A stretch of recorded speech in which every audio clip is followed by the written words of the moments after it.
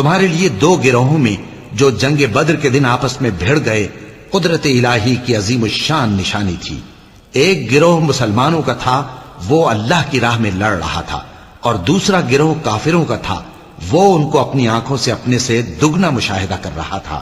और अल्लाह अपनी नुसरत से जिसको चाहता है मदद देता है।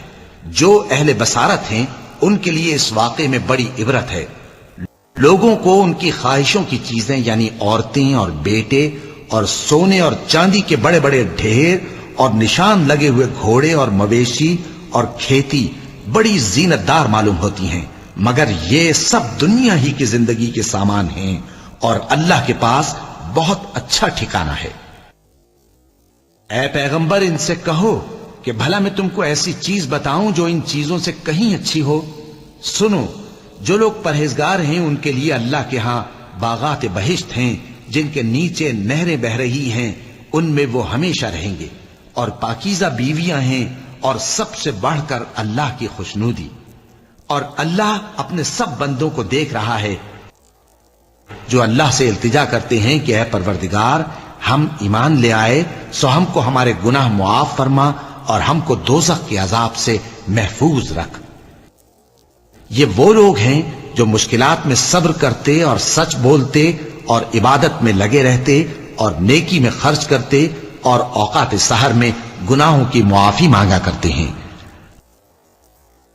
अल्लाह तो इस बात की गवाही देता है कि उसके सिवा कोई माबूद नहीं, इस हाल में कि वो इंसाफ का हाकिम है। और फरिश्ते और इल्म वाले भी गवाही देते हैं कि उस गालिब हिकमत वाले के सिवा कोई लायक इबादत नहीं। दीन तो अल्लाह के नजदीक इस्लाम ही है, और अहले किताब ने जो इस दीन से इख्तिलाफ किया तो इल्म हासिल होने के बाद आपस की जिद से किया। और जो शख्स अल्लाह की आयतों को न माने तो अल्लाह जल्द हिसाब लेने वाला है। ऐ पैगंबर, बस अगर ये लोग तुमसे झगड़ने लगें तो कहना कि मैं और मेरे पैरव तो अल्लाह के फर्माबरदार हो चुके। और अहले किताब और अनपढ़ लोगों से कहो कि क्या तुम भी अल्लाह के फर्माबरदार बनते और इस्लाम लाते हो? बस अगर ये लोग इस्लाम ले आए तो बेशक हिदायत पालें, और अगर तुम्हारा कहा ना माने तो तुम्हारा काम सिर्फ अल्लाह का पैगाम पहुंचा देना है, और अल्लाह अपने बंदों को देख रहा है।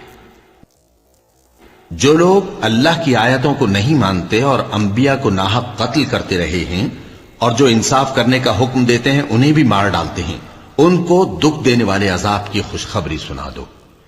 ये ऐसे लोग हैं जिनके अमाल दुनिया और आखिरत दोनों में बर्बाद हैं और इनका कोई मददगार नहीं होगा।